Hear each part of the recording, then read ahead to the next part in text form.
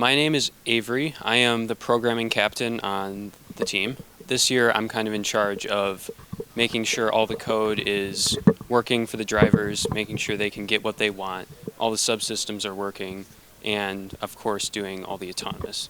We have quite a simple robot this year, so from a programming standpoint, it's also really nice to have just simple mechanisms that all we have to worry about is how they move so that we can kind of spend more time focusing on the complex things. We knew it was going to be pretty much a lot of back and forth cycling.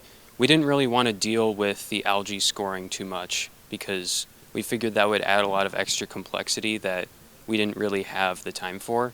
So we opted to just kind of go with all around coral cycling and see how we could optimize that to get as many points as we could.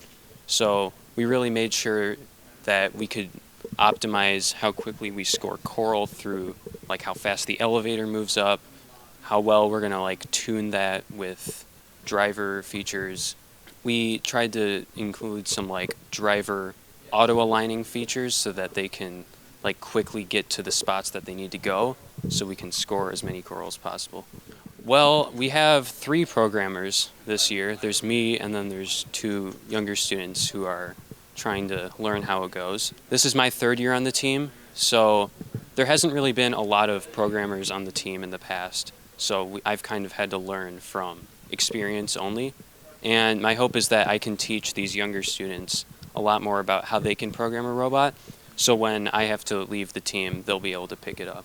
On my first year, we had an entirely different system for how the swerve drive works in particular. When I started doing quite a bit of the programming, I had to kind of change up the system a bit to try and optimize the swerve, see what other teams were doing, trying to get it as quick and efficient as possible. I have high hopes for it. I think this lead that we have will be very important in giving us all the time that we need for driver practice and autonomous practice.